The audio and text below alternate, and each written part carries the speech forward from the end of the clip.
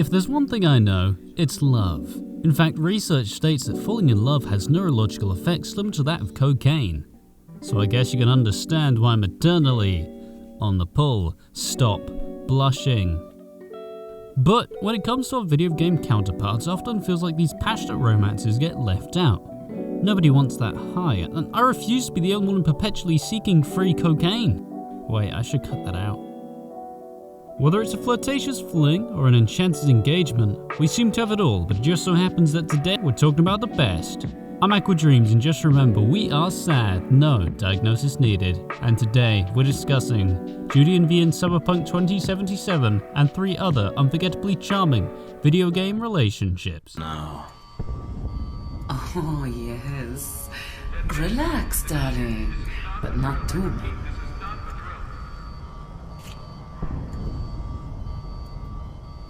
Outer Worlds is a game for the Kotor spaced hole that I had going on, even if it isn't Star Wars or isn't outstandingly memorable, but it hit the spot at the time. Slowly you acquire companions, all of whom with their little side quests, which you can choose to do or choose to entirely ignore. I think I avoided Felix because he was just a little bitch. In a surprisingly enjoyable decision, Bastilla decided that the player wouldn't have any specific romance options, which allowed you more time to bond with your companions, as opposed to exclusively playing with one, to further the relationship. In Outer Worlds, you meet a wonderfully adorably shy and peaceful engineer called Parvarti. She spent her whole life in Edgewater and is great with tech, as she is a mechanic and pledges to keep your ship spick and span.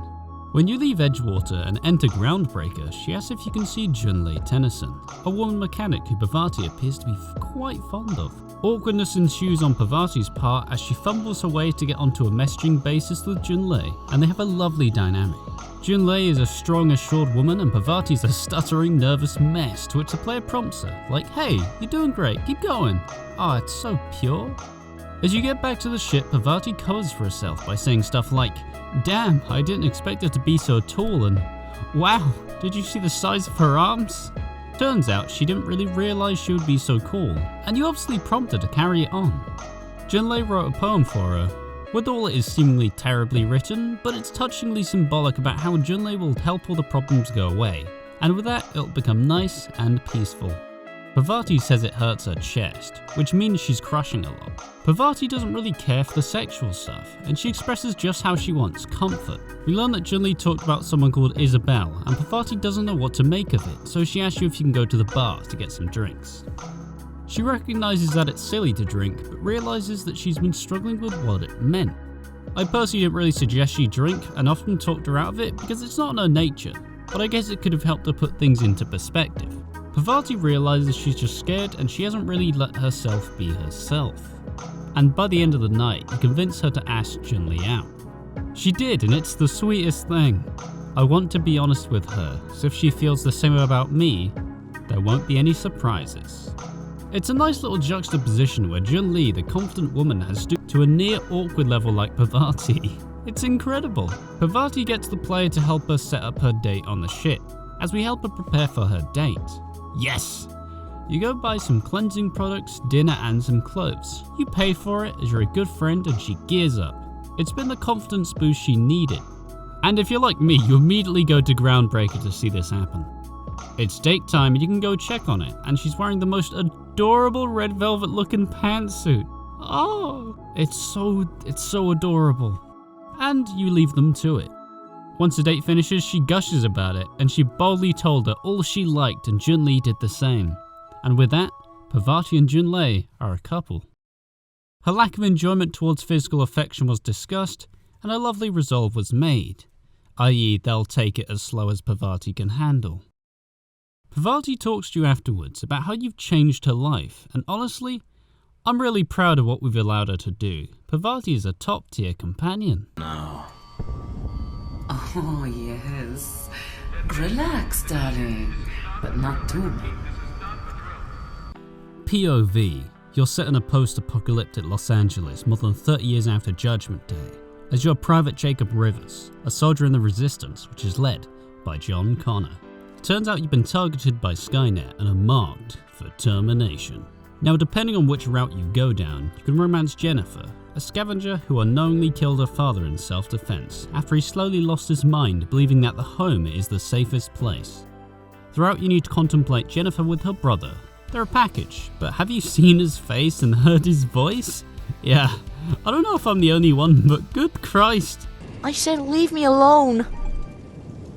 Surprisingly enough, being at war with robots isn't that easy. There are stakes and decisions need to be made. It's quite hard to build a life with someone when your life isn't necessarily guaranteed.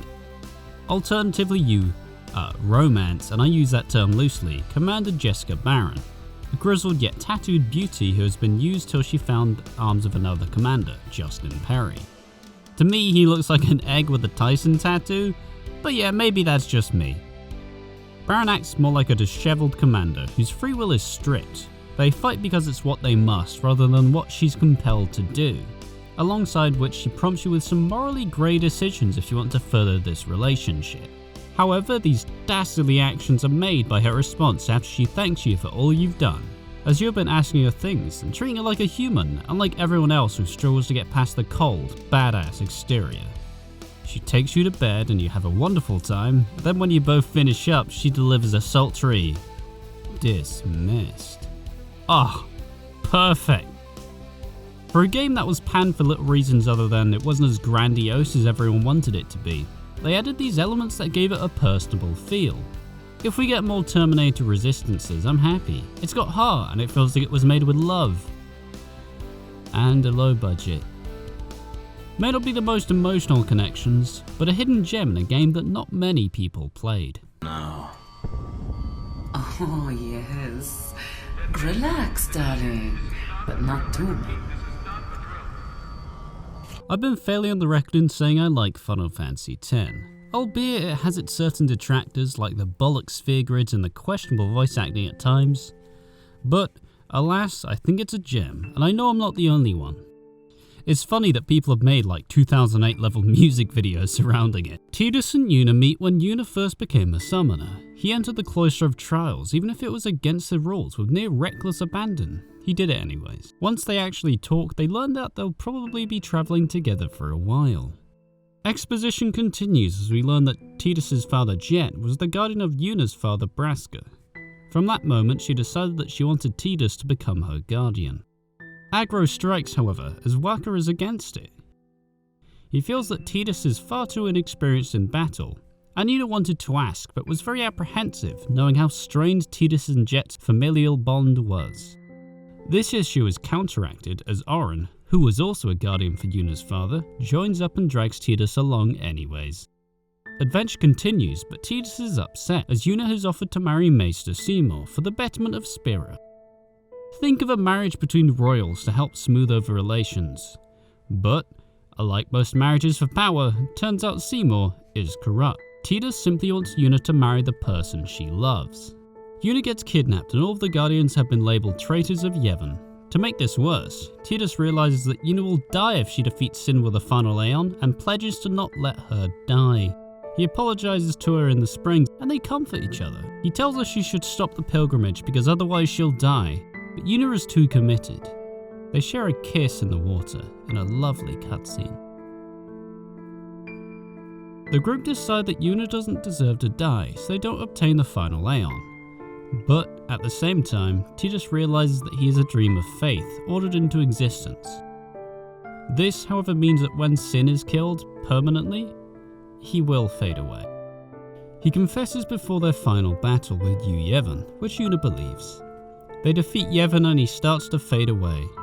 They embrace one last time and Yuna expresses her love for him. She dives off the ship into the far plane. That's where dead people get sent. To see someone who is naive and straight-laced become comfortable with herself and confident within her friends is the development we all need. Final Fantasy X takes us on an adventure, with Yuna and Tidus' relationship being the cherry on top of the cake. Sunday? In Final Fantasy X-2, Yuna gets sent a sphere of a man resembling Tidus in a cage begging to see Yuna. Turns out it wasn't him and they deal with the imminent threat of the game. A faith offers Yuna a chance to be with Tidus. She takes it and Tidus resurfaces near Besaid, and they're reunited sharing a big long hug and a fantastic moment. They both promise to cherish each other till the end, and you know they both truly mean it. It was lovely to see them happy together again, and that's how I like to imagine it ended. I mean, it is fantasy, right? No. Oh, yes. Relax, darling, but not too much. Cyberpunk made a lot of bad decisions in development and post-launch especially, with an apology which felt about as sincere as a sociopath. Albeit it is still a very good game, but unlike a resignation at a clown agency, it had huge shoes to fill. However, that's not what we're supposed to be talking about. Throughout the game you meet some very likeable characters. River, Panam, Kerry and Judy, all of whom have an actual character, which is quite refreshing from the blank slates we're used to romancing. I'm quite impartial to all of the romances in the game. I think there's something quite rewarding and intimate about all of the options. Fortunately, it's not just a copy and paste for generic male and female options. Which romance option do I like the best though? It's gotta be Judy. I'm just a sucker for the gay. I'm tired of generic straight white male romance options. Sorry. During your time in Night City, you slowly delve into the dark world of baby dolls, and you meet Judy, a brain dance specialist. Throughout the next plotline, you aim to find Evelyn, someone personal to both Judy and V, and you unveil the dark truth about her demise.